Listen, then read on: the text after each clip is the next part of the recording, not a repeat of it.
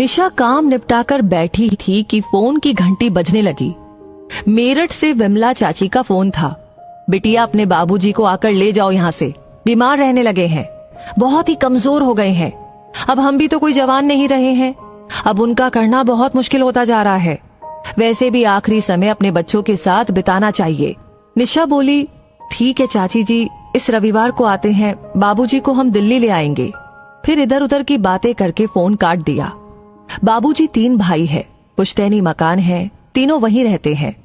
निशा और उसका छोटा भाई विवेक दिल्ली में रहते हैं अपने अपने परिवार के साथ। 3-4 साल पहले विवेक को फ्लैट खरीदने के लिए पैसे की आवश्यकता पड़ी, तो बाबूजी ने भाइयों से मकान के अपने 1/3 हिस्से का पैसा लेकर विवेक को दे दिया था। कुछ खाने पहनने के लिए अपने लायक रखकर। दिल्ली आना नहीं चाहते थे, इसलिए एक छोटा सा कमरा रख लिया था, जब तक जीवित थे तब तक के लिए। निशा को लगता था कि अम्मा के जाने के बाद बिल्कुल अकेले पड़ गए होंगे बाबूजी, लेकिन वहाँ पुराने परिचितों के बीच उनका मन लग जाया करता था। दोनों चाचियां भी ध्यान रखती थी। दिल्ली में दोनों भाई बहन की गृहस्थी भी मजे से चल रही थी। रविवार को निशा और विवेक का ही कार्यक्रम बन पाया मेरठ जाने का। निशा के पति अमित एक व्यस्त डॉक्टर है, महीने की लाखों की कमाई है। उनका इस तरह से छुट्टी लेकर निकलना बहुत मुश्किल है। मरीजों की बीमारी न रविवार देखती है न सोमवार। विवेक की पत्नी रेनू की अपनी जिंदगी है, उच्च वर्गीय परिवारों में उठना बैठना है। इस तरह के छोटे मोटे पारिवारिक पचड़ों में पड़ना उसे पसंद नहीं। रास्ते भर निशा को लगा विवेक कुछ अनमना गुमसुम सा बैठा है। वो बोली, इतना परेशान मत हो, ऐसी कोई चिंता की बात नहीं है, उम्र हो रही है, थोड़े कमजोर हो गए हैं, ठीक हो जाएंगे। विवेक झेपते हुए बोला, अच्छा खासा चल रहा था, पता नहीं चाचा जी को ऐसी क्या मुसीबत आ गई कि 2-4 साल और रख लेते तो क्या होता। अब तो मकानों के दाम आसमान छू रहे हैं, तब कितने कम पैसों में अपने नाम करवा लिया 3रा हिस्सा। निशा शांत करने की मंशा से बोली, ठीक है ना, उस समय जितने भाव थे बाजार में उस हिसाब से दे दिए, और बाबूजी आखिरी समय अपने बच्चों के बीच बिताएंगे तो उन्हें अच्छा लगेगा।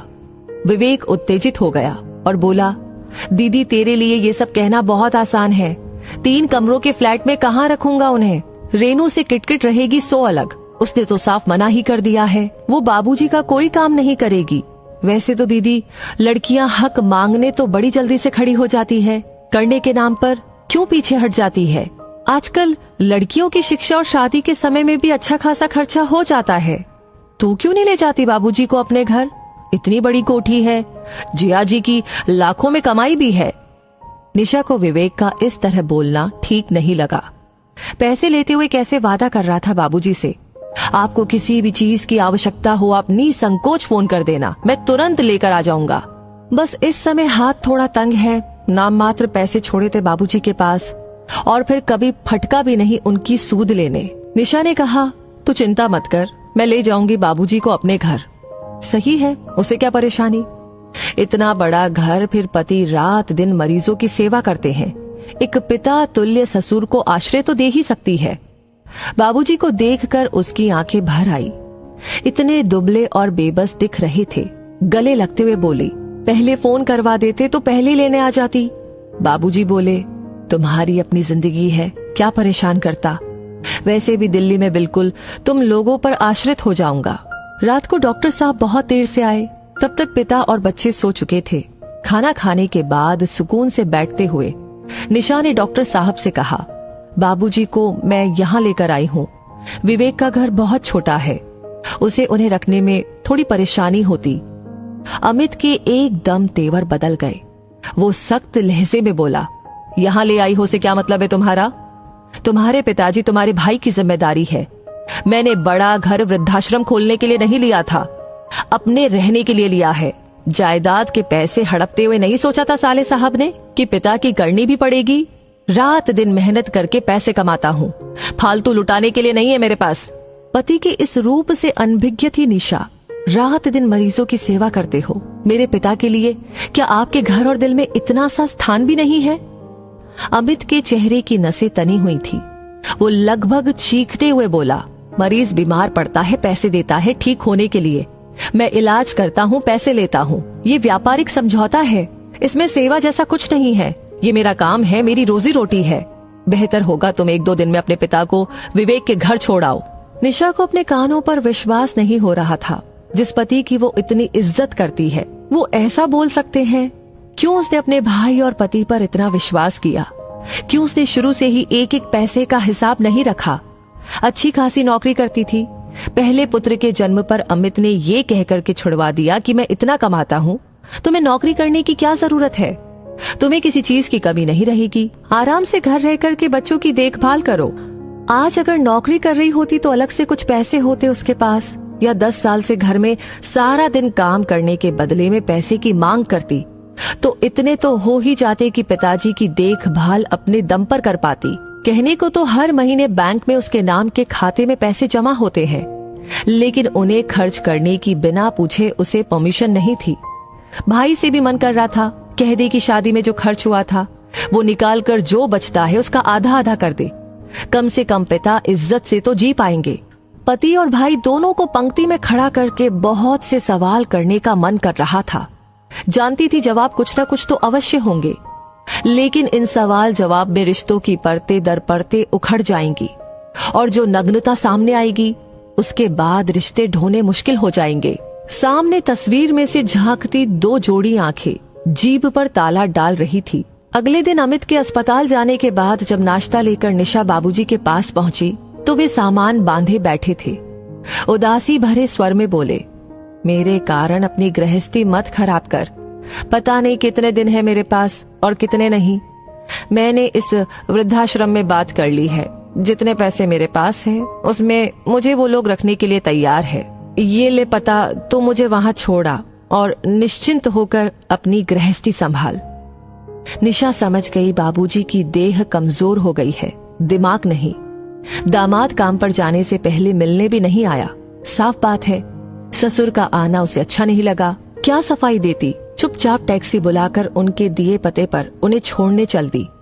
नजरें नहीं मिला पा रही थी, ना ही कुछ बोलते बन रहा था। बाबूजी ने ही उसका हाथ दबाते हुए कहा, परेशान मत हो बिटिया, परिस्थितियों पर कब हमारा बस चलता है।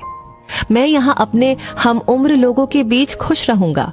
3 दिन हो गए थे बाबूजी को वृद्धाश्रम छोड़कर आए हुए। निशा का ना किसी से बोलने का मन कर रहा था और ना ही कुछ खाने का। फोन करके पूछने की भी हिम्मत नहीं हो रही थी कि वो कैसे हैं। इतनी ग्लानि हो रही थी कि किस मुंह से पूछे। वृद्धाश्रम से ही फोन आ गया कि बाबूजी अब इस दुनिया में नहीं रहे। 10 बजे थे, बच्चे पिकनिक पर गए थे। 8-9 बजे तक आएंगे। अमित तो आते ही 10 बजे तक है। किसी की भी दिनचर्या पर कोई असर नहीं पड़ेगा। किसी को सूचना भी क्या देना। विवेक ऑफिस चला गया होगा, बेकार छुट्टी लेनी पड़ेगी। रास्ते भर अविरल अश्रु धारा बहती रही। कहना मुश्किल था पिता के जाने के गम में या अपनी बेबसी पर आखिरी समय पर पिता के लिए कुछ भी नहीं कर पाई। 3 दिन, केवल 3 दिन अमित ने उसके पिता को मान और आश्रय दे दिया होता तो वो हृदय से अमित को परमेश्वर मान लेती। वृद्धाश्रम के संचालक महोदय के साथ मिलकर उसने औपचारिकताएं पूरी की। वो बोल रहे थे, इनके बहू बेटा और दामाद भी है रिकॉर्ड के हिसाब से, उनको भी सूचना दे देते तो अच्छा रहता। वो कुछ संभल चुकी थी, बोली कि नहीं, इनका कोई नहीं है, ना बहू है, ना बेटा है और ना दामाद है, बस एक बेटी है, वो भी नाम के लिए। संचालक महोदय अपनी ही धुन में बोल रहे थे, परिवार वालों को सांत्वना और बाबूजी की आत्मा को शांति मिले। निशा सोच रही थी बाबूजी की आत्मा को शांति मिल गई होगी। जाने से पहले सबसे मोह भंग हो गया था। समझ गए होंगे कोई किसी का नहीं होता, फिर क्यों आत्मा अशांत होगी। हाँ, परमात्मा उसको इतनी शक्ति दे कि किसी तरह वो बहन और पत्नी का रिश्ता निभा सके। ये पैसा ही है जो हर एक रिश्ते की रिश्तेदारी निभा रहा है। मैं भी एक बेटी हूँ, मगर एक बात कहना चाहती हूँ कि हर इंसान को अपने हाथ नहीं काट देने चाहिए। ममता में होकर के अपने भविष्य के लिए कुछ ना कुछ रख लेना चाहिए। बाद में तो उनका ही है, मगर जीते जी मरने से तो अच्छा है। मुझे लगता है आपकी भी आंखें भर आई होगी। जो भी कहना चाहते हैं, आपकी जो भी राय है इस कहानी के बारे में, कमेंट सेक्शन में लिख करके अपनी बात हम तक जरूर पहुंचाइएगा। ये कहानी आपको अच्छी लगी हो, इसने आपको इंस्पायर किया हो, सोचने पर मजबूर किया हो, तो प्लीज इसे लाइक करके अपने रिश्तेदारों के साथ, अपने बच्चों के साथ, अपने हर एक उस दोस्त के साथ शेयर करना बिल्कुल ना भूले, क्योंकि जरूरत है आज भी कुछ ऐसे कदम उठाने की। और हाँ, हमेशा ऐसी कहानी आपको समय समय पर मिलती रहे, उसके लिए हमारे पेज को फॉलो करना बिल्कुल ना भूले। धन्यवाद।